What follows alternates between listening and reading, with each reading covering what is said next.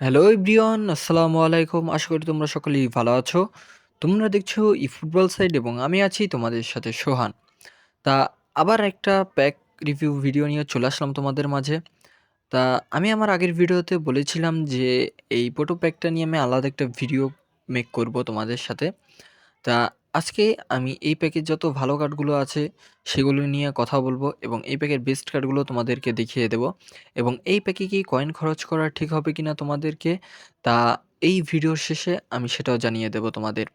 তা সর্বপ্রথম আমি যেই কার্ডটা নিয়ে কথা বলবো সেটা হচ্ছে আমাদের এই ফিল ফোডেনের রাইট মিডফিল্ডারের এই কার্ডটি।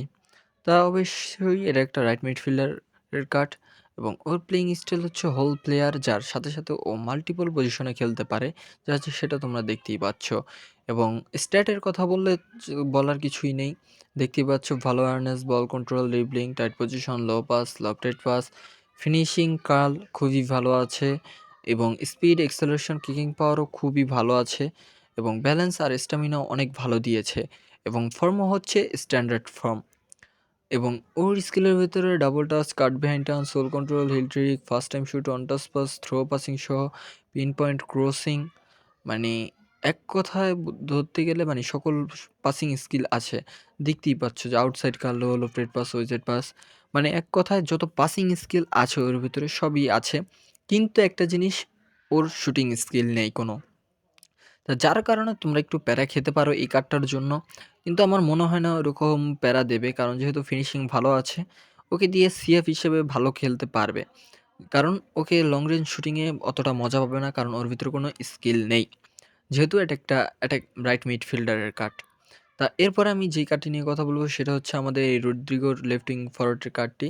তো এটা একটা বুস্টিং কার্ড এবং ওর প্লেইং স্টাইল হচ্ছে প্রলিফিক উইঙ্গার, ওর সকল কার্ডের মতোই।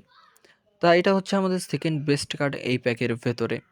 তা ওর স্ট্যাট তোমরা দেখতে পাচ্ছ, ভালো awareness, ball control, dribbling, tight position ভালোই আছে। এখানে বল কন্ট্রোল আর ড্রিবলিংটা ভালোই আছে, কিন্তু বুস্টিং থাকাকালীন, বুস্টিং চলে গেলে একটু কমে যাবে। তা আহামরি আমার মনে হয় না অতটা কম, মানে খারাপ হবে আর কি। 87, 88 ভালোই থাকবে। এবং দেখতে পাচ্ছ যে ভালো ফিনিশিং আছে এবং কার্লও ঠিকঠাকই আছে মোটামুটি, এবং স্পিড আর এক্সেলারেশনটা খুবই ভালো দিয়েছে ওর, যেটা স্কোয়াডে বসলে আরও ভালো হবে। এবং কিকিং পাওয়ার, ব্যালেন্স স্ট্যামিনাও ভালো আছে এবং ফর্মও হচ্ছে আনওয়ারিং ফর্ম। এবং ওর স্কিলের ভেতরে আছে দেখতেই পাচ্ছ যে খুব ভালো ভালো স্কিল, মানে পাসিং যত স্কিল আছে এক কথায় তার সবই আছে। দেখতে পাচ্ছ double touch, flip flap, soul control, মানে এক কথায় এটাও একটা ভালো কার্ড, কিন্তু ওর স্ট্যাটের সাথে ওর এই স্কিলের কোনো মিল নেই ফিল ফোডেনের মতো। দেখতে পাচ্ছ যে ভালো পাসিং স্কিল আছে কিন্তু কোনো শুটিং স্কিল নেই। তাই এটাকেও যদি কেউ পেয়ে থাকো অবশ্যই ব্যবহার করতে পারো। তা এরপর আমি দারুন নুনেসের এই বুস্টিং কার্ডটি নিয়ে কথা বলবো।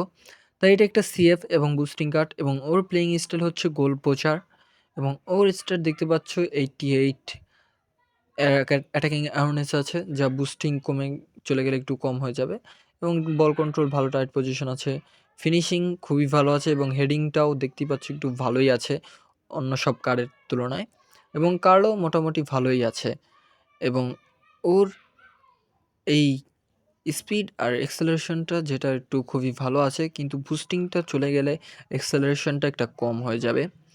তা কিকিং পাওয়ারও ভালো আছে, জাম্পিং আছে ভালো, ফিজিক্যাল কন্ট্যাক্ট, স্ট্যামিনা ভালোই আছে, ফর্মও হচ্ছে আনওয়ারিং ফর্ম। এবং ওর স্কিলের ভিতরে আমি নিরাশ হইনি, কারণ সকল স্কিলই আছে দেখতেই পাচ্ছ, লং রেঞ্জ কার্ল, হেডিং, তারপর ডিপিং, লং রেঞ্জ শুটিং এবং পাসিং। তার উপরে আছে আবার সুপার সাব, মানে এক কথায় ওকে 60 থেকে 70 মিনিটের পরে নামালে খুবই ভালো পারফরমেন্স পাবে। যেরকম স্ট্যাট সেরকম স্কিল ওর ভেতরে দিয়েছে। অন্য ওই ২ টা কার্ডের মতো এটাতে কোনো স্কিলের ত্রুটি নেই। তো এক কথায় বলতে গেলে এটা খুবই একটা ভালো কার্ড। অবশ্যই যদি কেউ পাও অবশ্যই ব্যবহার করবে। খুবই ভালো পারফরম্যান্স দেবে। এটা আমি মানে আমার ওপিনিয়ন থেকে বলছি। কারণ স্কিল এবং স্ট্যাট খুবই ভালো আছে। মানে এই কার্ডটার সামঞ্জস্যপূর্ণ এভাবে একটা কার্ড বানিয়েছে। তা এই ছিল আমাদের এই প্যাকের সবথেকে বেস্ট ৩ টা কার্ড।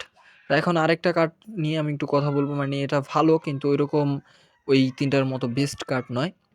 কিন্তু মোটামুটি আরকি ভালো কার্ড। সেটা হচ্ছে এই অ্যাটাকিং জাস্টিন কুলাভার্টের এই কার্ডটি। তো এটাকে নিয়ে বেশি কিছু বলার নেই। কেউ যদি পেয়ে থাকো ব্যবহার করতে পারো, যদি কোনো ভালো অ্যাটাকিং মিডফিল্ডার না থেকে থাকে। তা এই ছিল এই প্যাকের সবথেকে বেস্ট কিছু কার্ড। তা obviously মানুষ এখন বিরক্ত হয়ে যাচ্ছে এই পোটো দেখে Konamiর। কারণ এখন Konami স্ট্যাট ভালো দিলে স্কিল ভালো দেয় না, স্কিল ভালো দিলে স্ট্যাট ভালো দেয় না। আর এটার কারণে Konamiর উপর মানুষ এখন বোরিং হয়ে যাচ্ছে। আর এই পোটো প্যাকের থেকে এখন মানুষের ইচ্ছা মানে ভক্তিটা উঠে যাচ্ছে আস্তে, আস্তে। আর আগে খুব ভালো, ভালো পোটো কার্ড দিয়ে ভরিয়ে দিত। তা এখন খুবই বাজে মানে ওরকম ভালো কার্ডও দেয় না।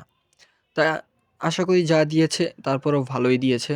কিন্তু এখন কথা হচ্ছে যে এই প্যাকে কি কয়েন খরচ করবে কিনা? তা আমার মতে অবশ্যই যারা নতুন মানে এই গেমটা নতুন খেলা শুরু করেছো, যাদের কোনো একটা প্রপার স্কোয়াড নেই তারা অবশ্যই কয়েন খরচ করো। কারণ এই প্যাকে খুবই ভালো, ভালো কার্ড আছে। আর যারা আমার মতো একটু পুরন মানে আগেই খেলো যাদের স্কোয়াড আছে তারা অবশ্যই স্কিপ করবে। আমি বললেও তোমরা এটা কয়েন খরচ করবে না। কারণ তোমরা জানো আগের তুলনায় এখন খুব বাজে কার্ড দেয়। আর আগে খুব ভালো, ভালো কার্ড দিত। তা আশা করি তোমরা বুঝতে পারছো যে আমি কি বলতে চাইছি। তা এই ছিল আজকের ভিডিও। আশা করি তোমাদের ভিডিওটি ভালো লেগেছে। যদি ভিডিওটি ভালো লেগে থাকে তাহলে চ্যানেলটা প্লিজ সাবস্ক্রাইব করে দিও এবং ভালো থেকো তোমরা সবাই।